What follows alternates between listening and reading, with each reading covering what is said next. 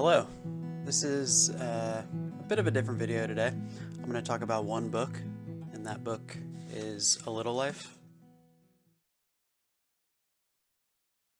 And specifically, I want to talk about some of the most common criticisms thrown at this book and why I think they're wrong. But before I do that, I've got a beer to drink. Today I have Sierra Nevada's Springfest IPA. This is actually a new offering from them this year, I think. It's the first I've seen it. I've had this a few times now. I rarely buy 12 packs of beer, of the same beer. Sometimes I buy variety packs. But this I bought, I think, 2 or 3 times now, the full 12 pack. It's definitely my favorite beer I've had this year. I think it complements Sierra Nevada releases Celebration IPA around Christmas time every year. And I get addicted to that, and then it goes away. I think this is a good little rebound spring IPA from them. Oh yeah, it's like very light bodied. It's got like lemongrass, citrus, floral notes. I think it's 6%, which is like the perfect. That's my ideal ABV. Any like 5.5 to 6.5. Yeah, this is really good.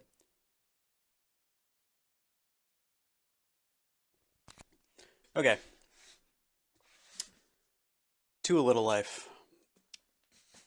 I want to start before I get into this, just sort of giving an overview of the book, of course, but I also want to preface this with there's subject matter in this book that's obviously extremely sensitive.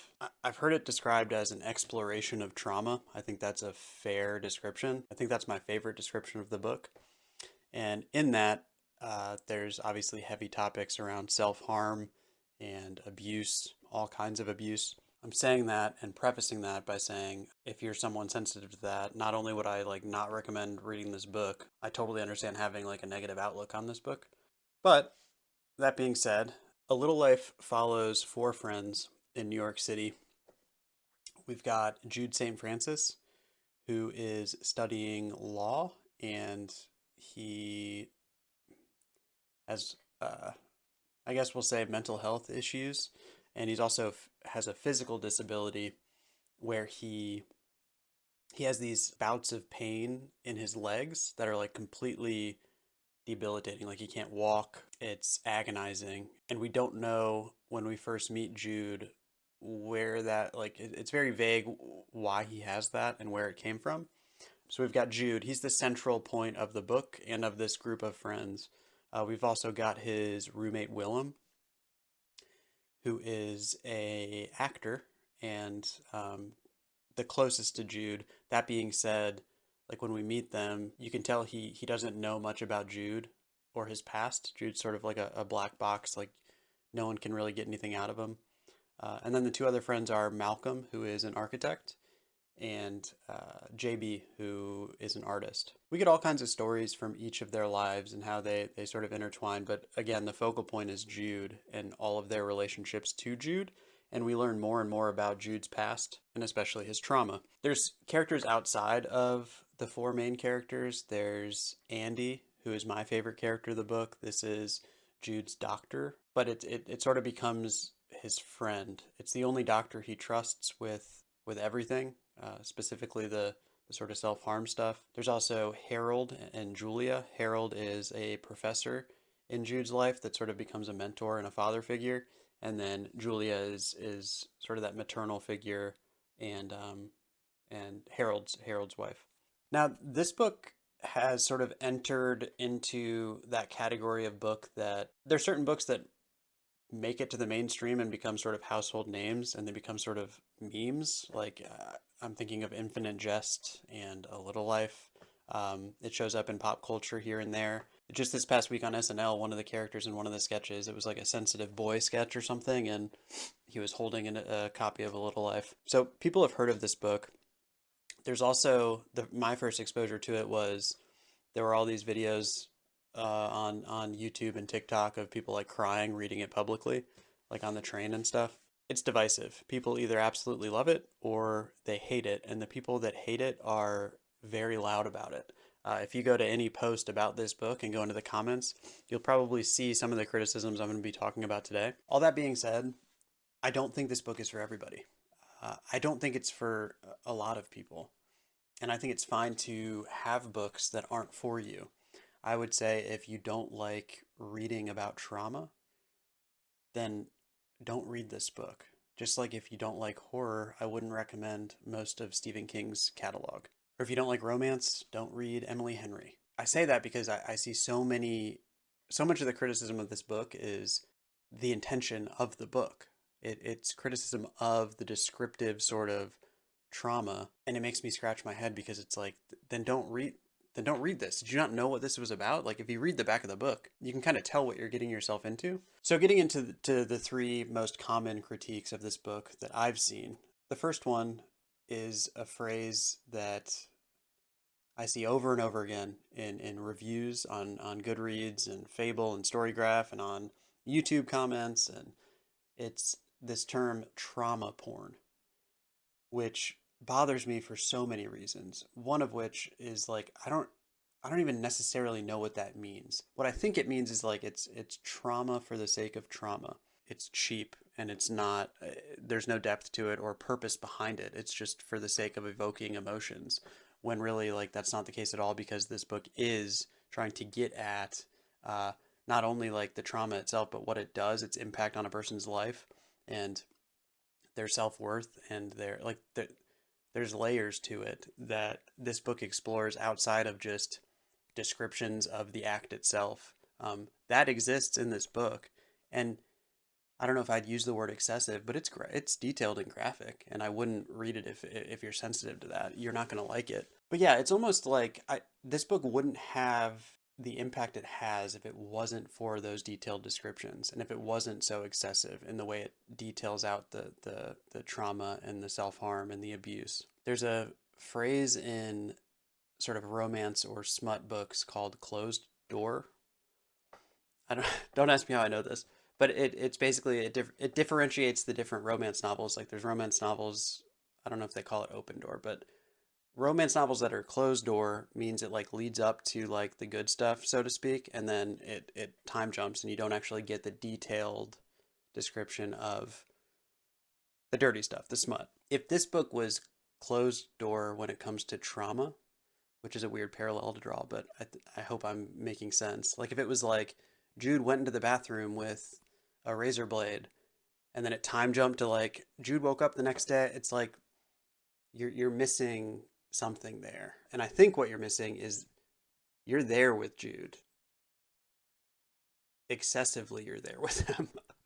And it builds this sort of understanding of future decisions he makes and like feelings he has that you would completely miss out on if those descriptions were just like, yeah, he harmed himself and it's a couple sentences and then you're on to the next day. I think I've beaten that point to death, but I don't agree with that framing. And I'll caveat it one more time by saying like I totally understand if you don't want to read descriptions of self-harm. That's fair. This book's not for you. I don't like negative reviews or comments speaking about books negatively when it's the comments being made by someone who that it's not for you. I'm not going off and you know giving romanticy books 1 star and saying like I don't like dragons or romance. Like it's not for me. Okay. Number two, the second most common critique I see that bothers me is plausibility. Plausibility specifically about the bad things that happen to Jude. People say it's unrealistic. How can all this horrible stuff happen to the same character? I understand that sentiment because I've felt that before, specifically with thrillers. Sometimes like the last quarter of a thriller book, where all the twists come into play. I get hit with that sometimes where I think there's no way that like the corny sort of twist where it's like, oh, it was his sister the whole time, or he was actually dead and he's a ghost. Like that stuff. I get reading a book and thinking things happen in it are too fantastical to take seriously. The reason this doesn't apply to this book is because the bad things that happen to Jude don't happen in a silo or a vacuum. It's linear. We learn about what happened to Jude as a child, and we see the events one after another, and they're all tied together. It's not like he's getting struck by lightning 20 times in his life randomly.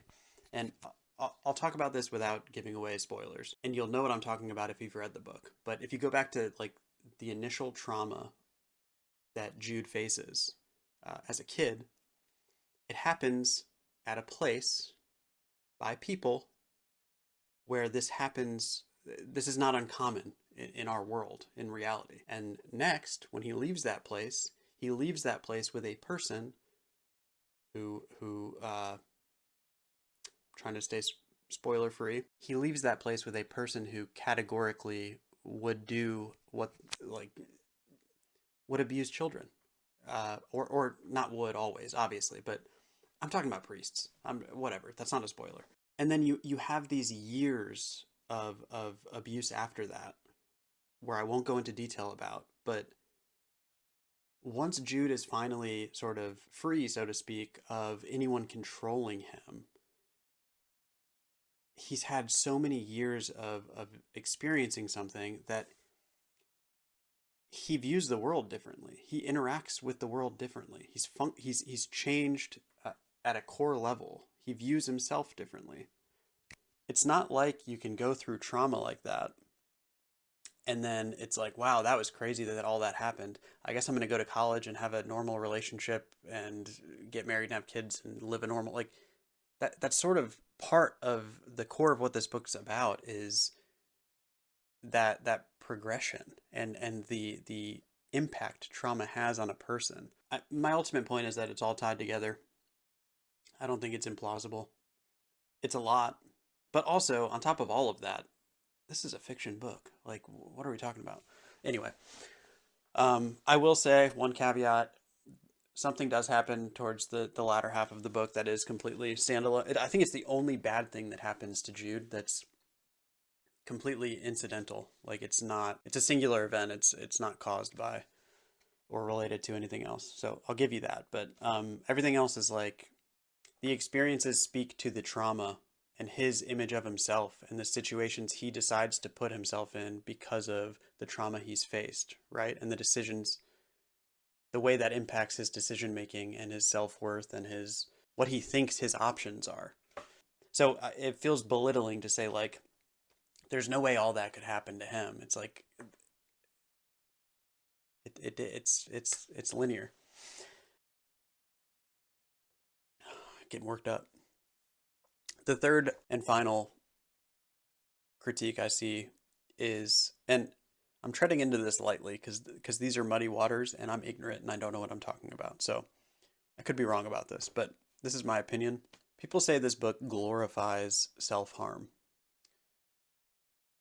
I struggle with that for a few reasons. One, and I'll go back to what I said at the very beginning. If you have experience with self-harm or it's something you struggle with, I totally see that. I wouldn't recommend this book. If you haven't experienced self-harm, well, backing up for a second, I think when you say something is being romanticized in a negative way, the implication you're making is that doing that is harmful because it's going to make people do that behavior that's ultimately harmful, right? Or negative. Like, you don't want to romanticize drug use because it might make people want to use drugs. The problem I have with that when it comes to self-harm, again, prefacing it again, I'm talking about adults who have never had issues with self-harm. Obviously, this isn't a kid's book. I wouldn't tell a 16-year-old to read this book. But like, if you're an adult who's never had experience with self-harm, I don't know if you could read something that would romanticize self-harm enough to make you act on it. And maybe my foundation is off here. That's not the criticism for why romanticizing self-harm is bad.